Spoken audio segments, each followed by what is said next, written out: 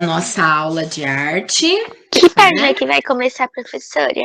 Nós vamos começar hoje no livro, na página 108, tá bom? Então, todo mundo pegue aí o livro, página 108. Por dentro da dança. Até agora, nós falamos, existem as quatro grandes linguagens artísticas: artes visuais, música, dança e teatro. Nós já falamos sobre teatro, já falamos sobre artes visuais.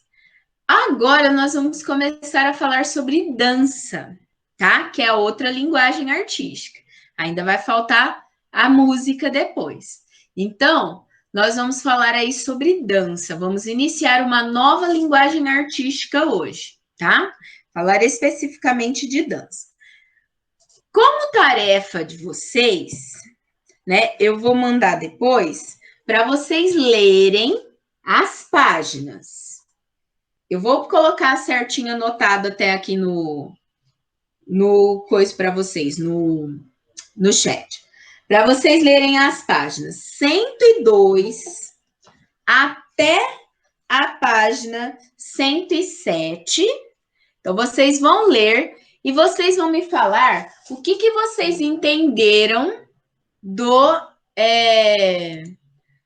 espetáculo que se chama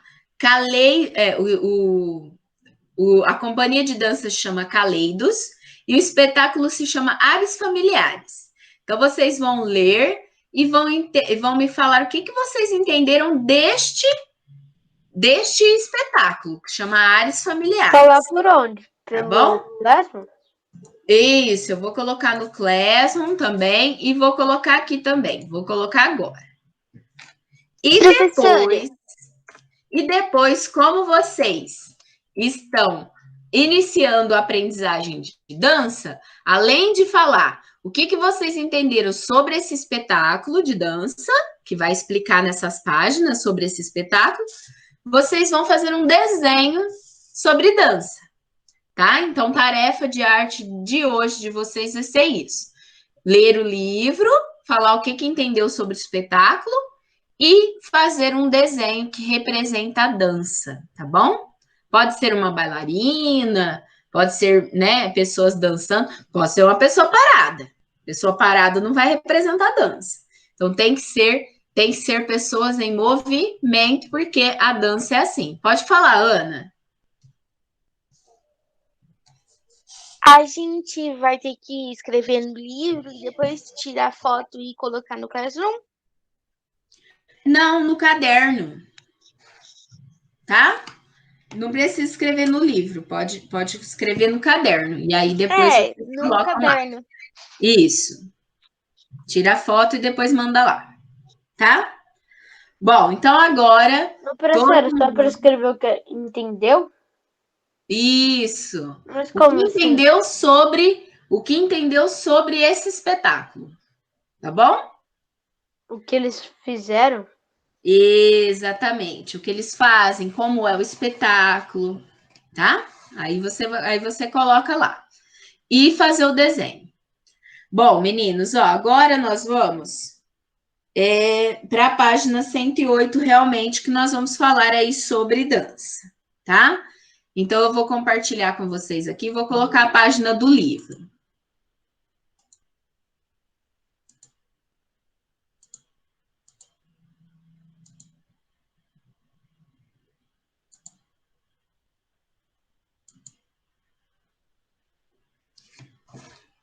Por dentro da dança, o corpo e a comunicação. Vocês sabem que a dança, ela trabalha a linguagem corporal, né? E aí vocês conseguem, através da dança, se expressar, tá? Então, uma das formas, né, de utilizar a dança é a parte de se expressar. Então, deixa eu colocar aqui. Acho que eu passei, deixa eu ver. Não, aqui ainda está no áreas familiares. Aqui, achei. Então, vamos lá. Nesta página, olha lá. Para criar ou dançar uma coreografia, o que é uma coreografia, né? São os passos de uma dança, os passos determinados para uma dança. É preciso conhecer o corpo humano e seus movimentos. Nessa sessão, você vai estudar alguns aspectos do corpo humano e elementos dos movimentos corporais. Então, o corpo e a comunicação. Você já parou para pensar como a linguagem corporal pode... Não, peraí, deixa eu ver. Já para pensar que apenas com movimentos e gestos, ou seja, linguagem corporal, podemos expressar ideias e sentimentos? Então, olha lá. O que essas pessoas estão falando? O tempo todo a gente está se comunicando através de gestos. A gente faz gestos enquanto a gente fala, não é? A maioria das pessoas, principalmente eu, né? Eu tenho mania de ficar falando com as mãos, né? Então, é assim, a gente usa expressão corporal. A dança vai utilizar isso também, tá? Aí aqui embaixo. Você deve ter reparado que apesar de as crianças realizarem movimentos de postura corporal de formas diferentes, é possível entender que elas expressam o sentimento da dúvida. As duas estão na dúvida, tipo, né? Fazer o quê? Né? Não sei. Né? Você pergunta, né? Faz uma pergunta para elas e elas fazem assim, quer dizer que ela não sabe, que ela está com dúvida. Cada um tem seu jeito de expressar com o corpo. E mesmo que os gestos e os movimentos sejam parecidos, eles nunca serão completamente iguais. Isso acontece porque cada um tem um corpo e cada corpo se movimenta de maneira diferente. Aí aqui na página seguinte, ó, diversidade corporal e criatividade. Observe as pessoas à sua volta durante alguns minutos e perceba alguns gestos e movimentos, como caminhar, segurar uma caneta, sentar-se em uma cadeira e falar ao telefone, tornam-se muito particulares, dependendo de quem os realiza. Isso ocorre porque cada corpo é único. Daí a importância de conhecermos nosso corpo, sabermos do que ele é capaz, dos movimentos que eles podem realizar e tanto conseguimos nos esticar, dobrar, torcer, correr, por exemplo. Em outras palavras, devemos aprender a conhecer as possibilidades e limitações do nosso corpo. Por mais que existam limitações, é importante lembrar que todo o corpo é capaz de se expressar e criar movimentos que podem virar dança. Ou seja, todo mundo pode dançar, independente do tipo de corpo que tem. A diversidade corporal é o que nos permite que sejamos criadas várias variedades de movimentos, ritmos inspirados na criatividade e favorecendo a criação artística, né? Por exemplo, esse espetáculo que se chama Brasil Brasileiro, da Companhia de Dança Inclusiva Corpo em Movimento. Essa foto foi tirada em 2016. Esse grupo ele é formado de artistas com e sem deficiência. Então, eles têm, eles fazem parceria. Então, essa aqui seria a bailarina que não tem, né, deficiência, com a bailarina que tem deficiência, que é cadeirante. Tá vendo? É uma forma de mostrar que a dança é para todos. Aí, aqui embaixo, além da deficiência motora, que pode influenciar na realização de alguns movimentos corporais, existem outros tipos de deficiência, como a visual, auditiva, mental, intelectual. No Brasil, segundo o Censo Demográfico de 2010, realizado pelo IBGE, cerca de 24% da população possui algum tipo de deficiência. Para garantir direitos e deveres em condições de igualdade para essas pessoas, a fim de protegê-las contra qualquer tipo de discriminação, foi criado o Estatuto da Pessoa com Deficiência, em 2015, No entanto, também é dever de todos nós promovermos o respeito e a diversidade como luta de uma sociedade mais justa e igualitária. Então, aqui só para vocês saberem mais que no Brasil, 24% da população tem algum tipo de deficiência e trabalhos como esse do grupo, né, da Companhia de Dança Inclusiva Corpo. O Grupo Corpo, gente, é um grupo de dança famoso no Brasil, famoso até fora, né, do Brasil. Ele faz aquela abertura do Fantástico. Se alguém aqui já assistiu, reparou que tem uma moça que ela tem perna mecânica, né, naquela abertura do Fantástico. Então, eles, a partir de determinado tempo, eles começaram a incluir pessoas com deficiência na companhia e criar espetáculos em que essas pessoas também pudessem participar, pudessem dançar, para mostrar que a dança, que o movimento corporal é para todos, que qualquer pessoa pode dançar, tá? Aí aqui, nós vamos pular essa parte, nós vamos para a página 111 agora. Consciência corporal, tá? O que seria uma consciência corporal? É você conhecer as possibilidades e as limitações do seu próprio corpo. Então, tendo essa consciência, podemos cuidar mais de nós mesmos e nos relacionarmos melhor com os outros, além de explorar a nossa criatividade quando queremos nos expressar corporalmente. Há muitas coisas que podemos descobrir sobre o nosso corpo. Por exemplo, você sabia que o corpo humano produz e gasta energia o tempo todo?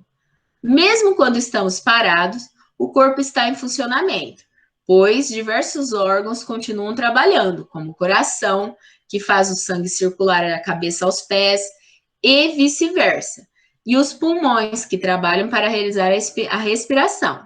Para mantê-los funcionando, temos um gasto considerável de energia. A seguir, vamos estudar alguns aspectos do corpo humano, pois quanto mais entendemos o funcionamento do nosso corpo, mais aumentamos a nossa consciência corporal. Então, aqui, suporte e embalagem. A dança, né, gente? A dança, ela é uma linguagem corporal que vai utilizar o próprio corpo como suporte, ou seja, o artista, ele precisa do corpo para produzir a arte. Ah, mas ele vai usar figurino e tal. Vai usar esses outros aspectos. Mas sem o próprio corpo não tem como produzir a dança. Então, se eu perguntar qual é o suporte na dança, né? Por exemplo, o suporte numa pintura em tela é a tela que é o suporte, né? Da pintura. O suporte de um desenho é o papel. Agora, o suporte da dança é o próprio corpo do artista, tá? Você já se deu conta de que o esqueleto é o suporte do corpo humano? E por causa dos ossos e das articulações, que podemos nos manter de pé e realizar os mais diversos movimentos, como erguer o braço, correr, agachar, dançar, estalar os dedos. O suporte do corpo é o esqueleto, e podemos dizer que a embalagem é a pele. Ela é o que delimita a separando de tudo que está à nossa volta. Então, aqui nós temos o esqueleto, né, do corpo humano, falando que o suporte aí é o corpo. Quando fala articulações, meninos, nós estamos falando dessas dobrinhas que a gente tem no corpo. Então, cada lugar do nosso corpo que tem uma dobrinha, a gente chama de articulações. O corpo humano, ele é cheio de articulações, né? Ele é cheio de dobras. Inclusive, o polegar oposto, né? Que só nós, seres humanos, é que temos. Que os outros animais, eles não têm esse movimento da pinça, ó. Porque as patinhas são mais retinhas, né? Não tem esse movimento do dedão, tá? Aí, aqui embaixo. Movimentos voluntários e involuntários, né? Na outra página. Entre a pele e o esqueleto, temos outros elementos como os músculos, que são responsáveis por movimentos voluntários e involuntários. Chamamos de movimentos voluntários os movimentos que conseguimos realizar propositalmente, como caminhar, abraçar alguém, virar a página de um livro, entre outros. Já os movimentos involuntários são aqueles que realizamos independentes da nossa vontade, como o batimento do coração, funcionamento do intestino. Os músculos esqueléticos realizam os movimentos voluntários associados aos nossos ossos, que nos permitem ir de um lugar ao outro e realizar os movimentos que queremos. Então, aqui, olha lá, aqui seria o esqueleto, só a parte dos ossos, aqui já a parte da musculatura, como nós temos aí. Para você ter consciência corporal, você tem que saber que você tem que ter domínio desses músculos, domínio do que você quer realizar, desses movimentos voluntários, tá? Aí agora, antes de ir para a parte dos fatores do movimento corporal, tá? Que é muito importante para a dança, eu vou passar uns slides que falam sobre danças para vocês.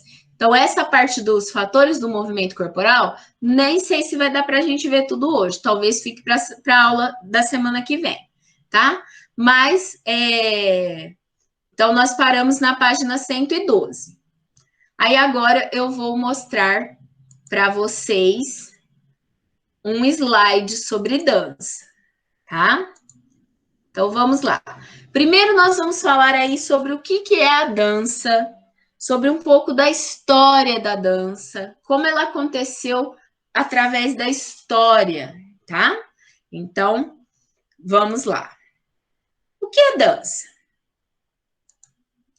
Dança é a arte de se movimentar expressivamente o corpo, seguindo movimentos ritmados, em geral, ao som de uma música.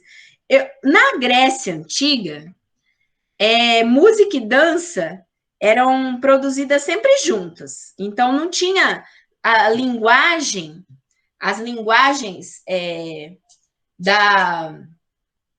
a linguagem separada, igual a gente tem agora, que eu falei, dança, música, teatro e artes visuais. Na Grécia Antiga era artes visuais, teatro e música e dança, junto. Só que com o passar do tempo, as pessoas perceberam que você pode muito bem dançar sem música. E você pode muito bem produzir música sem dança. Então, apesar de ser estranho, né, dançar sem música, mas você pode dançar sem música. Então, eles separaram as linguagens. Então, só que até hoje, o comum é que você faça movimentos ritmados, a maioria das vezes coreografados, né? Movimentos ritmados ao som de uma música. Mas você também pode se movimentar sem o som, tá? É permitido. A dança representa, em sua prática, aspectos físicos, culturais, sociais, místicos, espirituais, psicológicos, econômicos, políticos e comunicativos. Então, a dança ela vai ter muito a ver com as tradições do povo, né? Com a cultura daquele povo. Então, ela vai ter variações de povos para povos, porque ela é bem social e cultural. Para ser a dança fruto da necessidade de criação da expressão humana, ela acompanha a história e se modifica com ela. Então, a dança, ela nasce da necessidade do ser humano de se expressar. O ser humano sempre teve a necessidade de se expressar. E uma das formas dele se expressar era dançando. Então, a dança, ela acompanha a história da humanidade. Aí, agora, nós vamos ver os tipos de danças que a gente tem, né, na história da humanidade. Primeiro, nós temos as danças primitivas. Depois, nós temos as danças milenares. Depois, as danças clássicas. Depois, as danças modernas. As danças neoclássicas, que seria um novo clássico, né? E as danças contemporâneas. Então, nós vamos ver aí um pouquinho sobre cada uma dessas agora, tá? Então, danças primitivas, milenares, clássicas, modernas, neoclássicas e contemporâneas, tá? Se vocês quiserem, eu gostaria que vocês fizessem esse registro no caderno de vocês. Não é como tarefa, não. É atividade normal da aula. No caderno de arte, eu gostaria que vocês fizessem o registro desse histórico das danças, tá? Então, danças primitivas, depois danças milenares, depois danças clássicas, depois danças modernas, danças neoclássicas e danças contemporâneas. Tá bom? Deixa eu só tirar aqui, porque tem alguém pedindo para entrar na reunião. Aí. Vou voltar agora lá.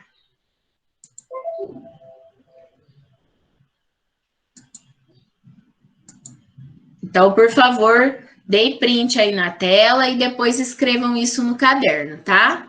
Vou dar até um segundinho aí para dar tempo de vocês printarem aí esse slide. Que é importante vocês lembrarem dos tipos de dança que nós tivemos ao longo da história, tá? Aí, olha só.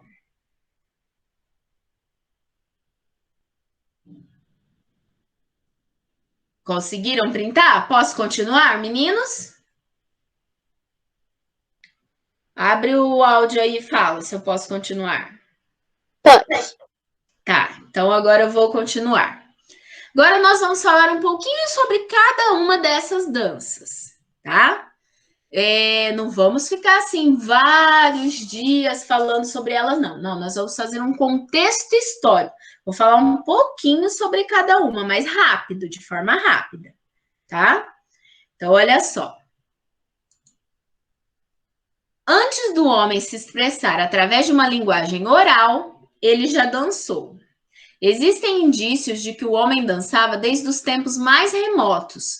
Todos os povos, em todas as épocas e lugares, dançaram.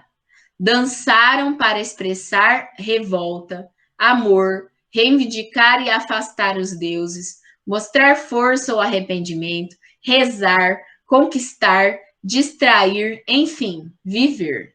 Então, existem relatos de que o ser humano sempre praticou, né, a expressão da dança, a linguagem da dança.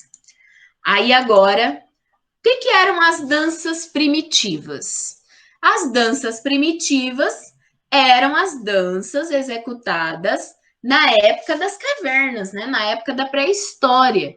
Então, como que a gente sabe disso? Que eles dançavam na pré-história? Através dos registros de arte rupestre, né? Então, olha, por exemplo, esse desenho. As mulheres de mãos dadas dançando. Então, a maioria das danças primitivas, elas eram danças circulares, em formas de círculos, e eram danças que pertenciam a rituais, né, daquela época, tá? Então, e a gente sabe disso através dos registros de arte rupestre que foram encontrados, tá? Dos desenhos das artes rupestres. Então, danças primitivas são as danças da época das paredes, da época dos homens das cavernas, da época da pré-história. Períodos paleolíticos e mesolítico, nessas eras, a dança estava diretamente relacionada à sobrevivência, no sentido de que os homens, vivendo em tribos isoladas e se alimentando da caça e da pesca de vegetais e frutos colhidos na natureza, criavam rituais em forma de dança que impediam eventos naturais de prejudicar essas atividades. Era mais ou menos aí como os rituais de dança indígena que ocorrem até hoje. São danças para pedir, por exemplo, bênçãos como a chuva, né, para pedir uma boa caça, uma boa pesca, uma boa colheita. Então, eram rituais sempre ligados a eventos naturais, né? Sempre ligados a pedidos para as forças da natureza. E já no período neolítico, né? Os homens deixavam de ser nômade, fixava a residência num local e começava a plantar para comer e criar os seus próprios animais.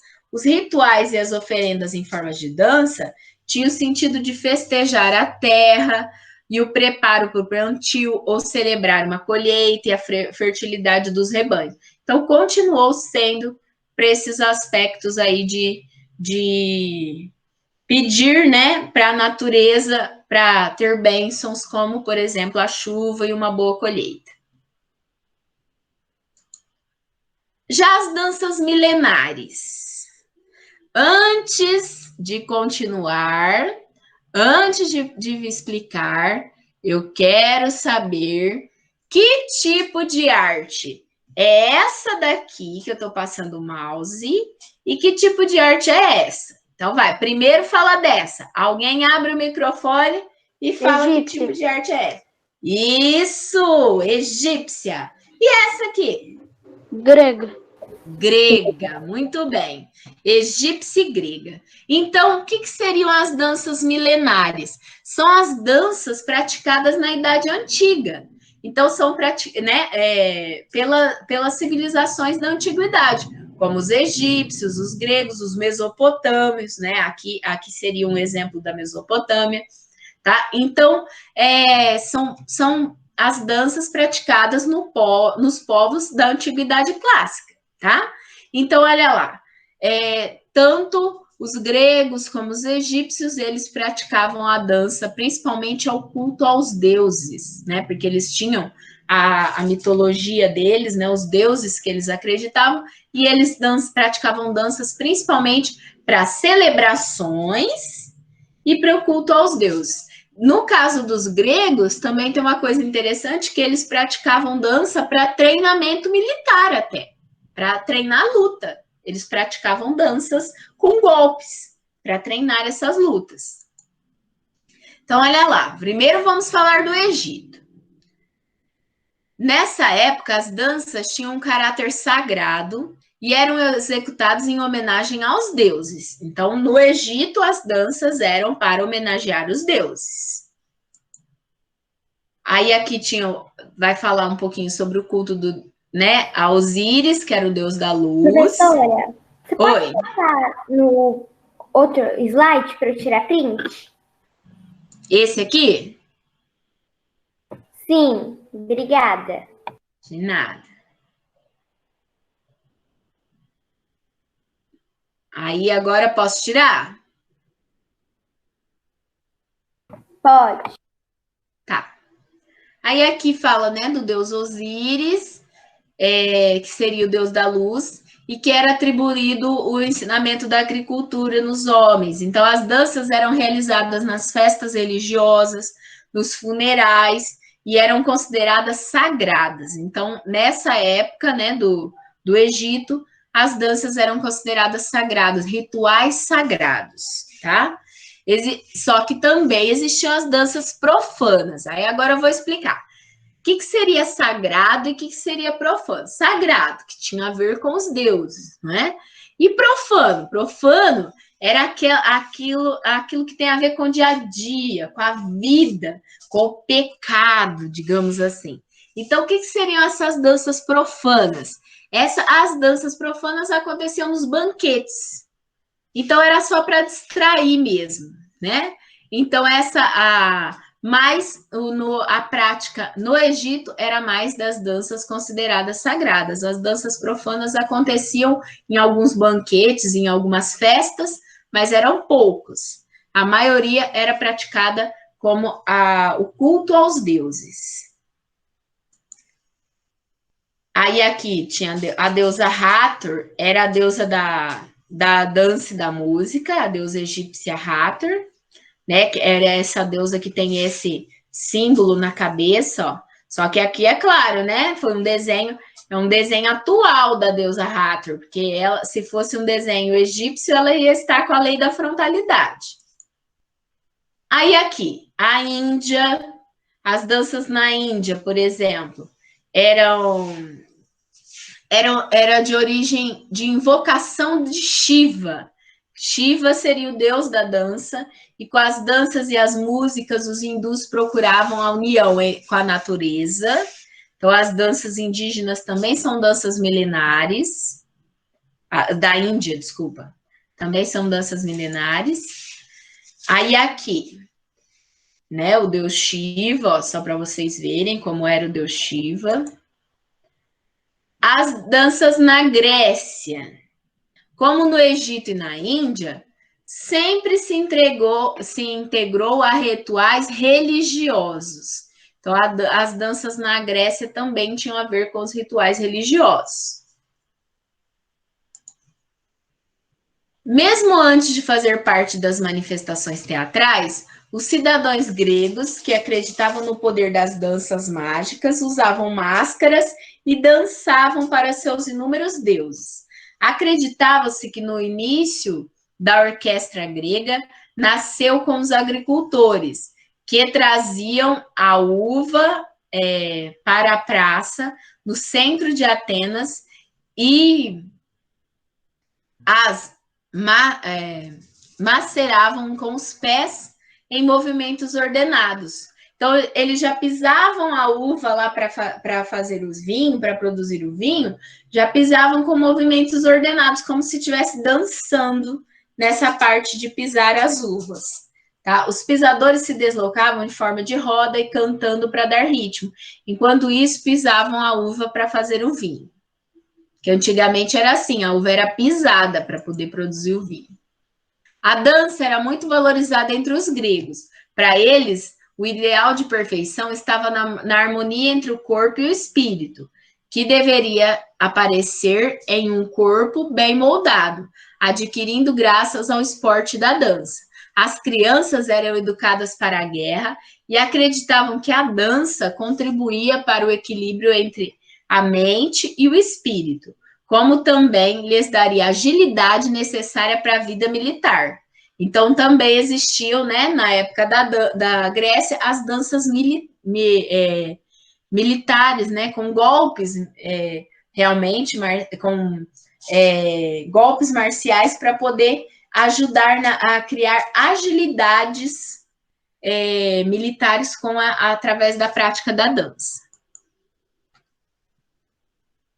E aí, né, tinha o deus Baco, né, que seria o deus do vinho, que seria o deus Dionísio, do teatro também. Lembra que nós falamos dele quando nós falamos de teatro? Que seria o deus do vinho, o deus das festas. Então, muitas vezes aconteciam danças nas festas do deus Dionísio. E aí nós vamos para as danças clássicas. Como seriam as danças clássicas? As danças clássicas, gente, seriam aquelas danças da época de príncipe, de princesa, que a gente vê em filme, que eles dançam em bailes, sabe? Aqui, por exemplo, assim como muitas chamavam quadrilhas mesmo, porque eles dançam em formas de círculo, assim, em pares, né? Como se fosse uma quadrilha, né? E passos específicos. Quem aqui já assistiu em filmes aquelas cenas que tem, não é? As danças de, por exemplo, filme da Bela e a Fera, no final, tem aquela cena, né, do baile. Então, aquele tipo de dança é a dança clássica. Então, as danças clássicas, elas já surgem na época da Idade Média, na época dos reis, das princesas, dos príncipes. Era uma dança mais para a corte, mais para os ricos da época, tá? Então, era uma dança mais para isso.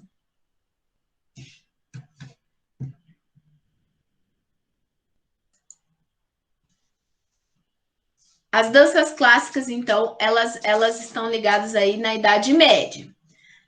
Nessa época, a igreja se tornou autoridade constituída e as manifestações corporais foram proibidas. Uma vez que a dança foi vinculada ao pecado. Então, nessa época, praticar dança era considerado pecado.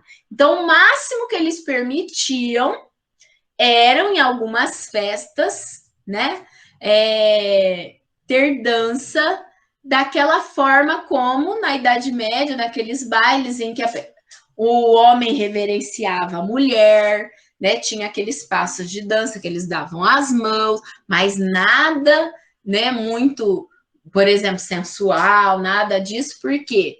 porque era vinculado ao pecado. Então, dançar era uma coisa, tinha que ser bem, tinha que ter passos definidos, tinha que ser bem com uma postura certinha, porque não era qualquer movimento que era considerado dança, tá? Onde é que surge as principais danças clássicas? Na época do Renascimento na Itália, onde eles criam principalmente o balé, né? Então, sempre que a gente vê falar de dança clássica, a gente vai sempre lembrar do balé, né? Porque o balé é a dança clássica mais tradicional, né? Que todo mundo conhece. Então, olha lá. Durante o Renascimento, a época do Renascimento, a dança se desenvolve, particularmente em Florença, na Itália. O Renascimento, gente, foi uma época depois da Idade Média. Então, teve a Idade Média, depois vem o Renascimento, em que a igreja perde um pouco da força que ela tinha. Então, não era mais tudo pecado como era antes, não era mais visto tudo como pecado.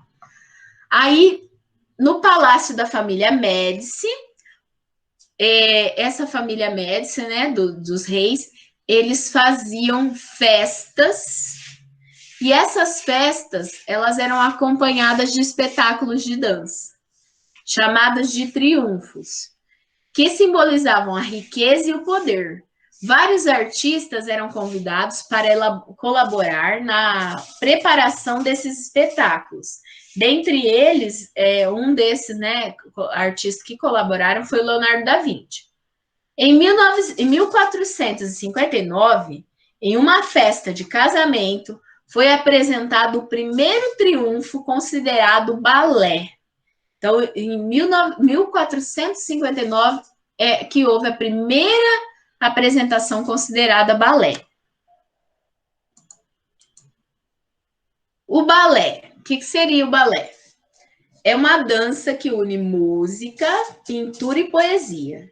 Pelo fato dos movimentos e das figuras que se formam no ar serem muitos e constantes, é a única forma de dança que não se limita às dimensões da Terra.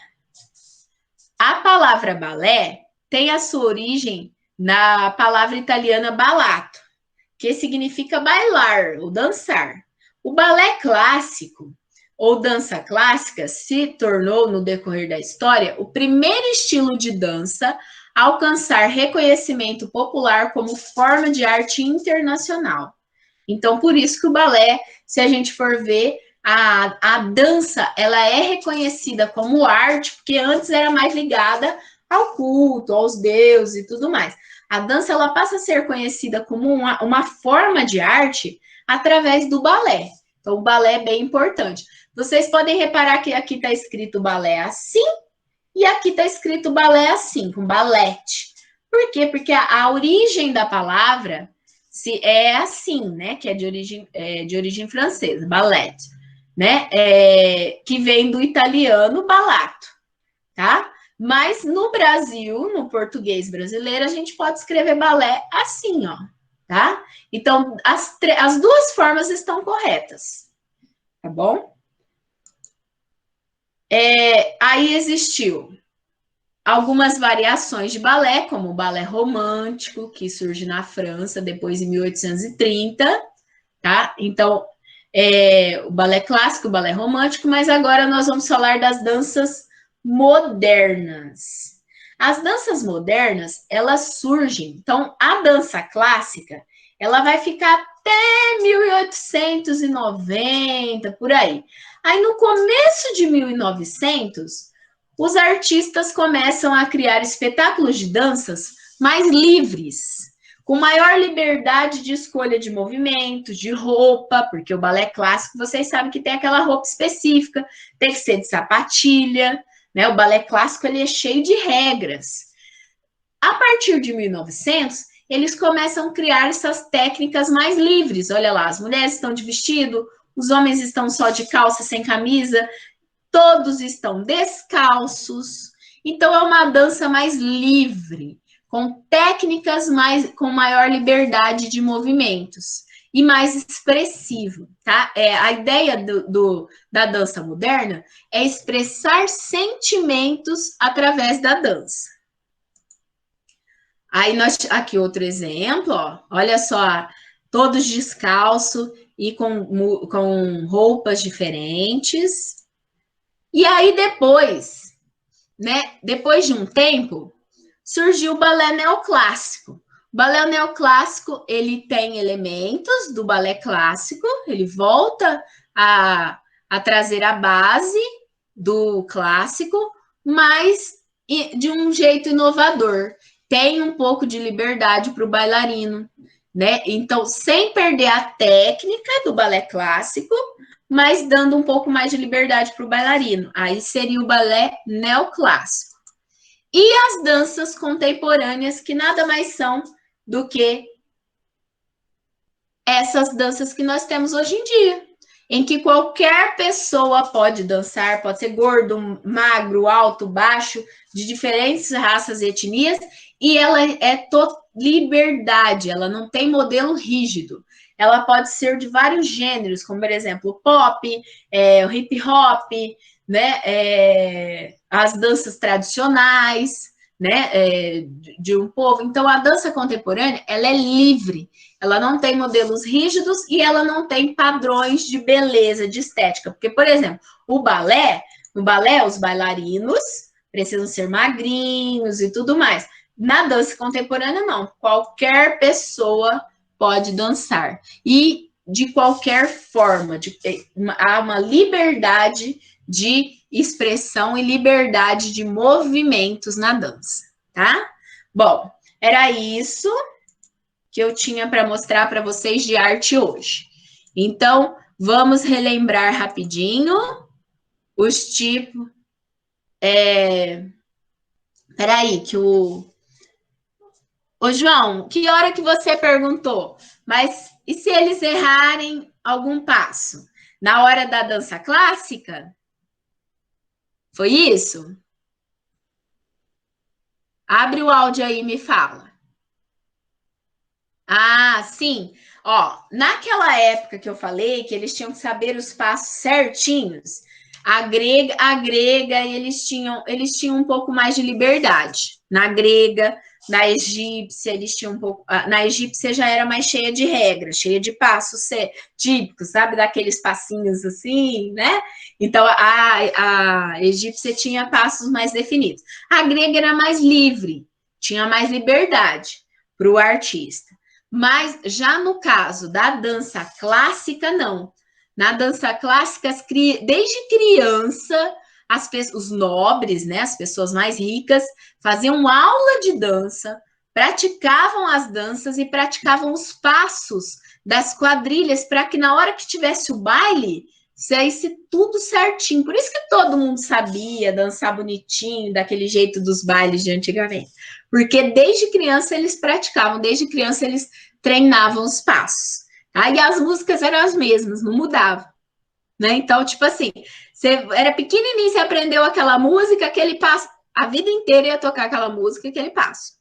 Ai, mudou a música, mas o passo era o mesmo, então era fácil de adaptar, se tivesse alguma mudança com o passar dos anos, tá? Agora, aí depois vem, então tem a dança clássica, aí depois vem o balé, totalmente cheio de regras, cheio de roupas, cheio de passos específicos para fazer os espetáculos de balé. As pessoas são atletas, as pessoas têm que treinar várias horas por dia, né, para conseguir fazer esses espetáculos de balé. Então, o balé também é muito rígido, muito cheio de regras.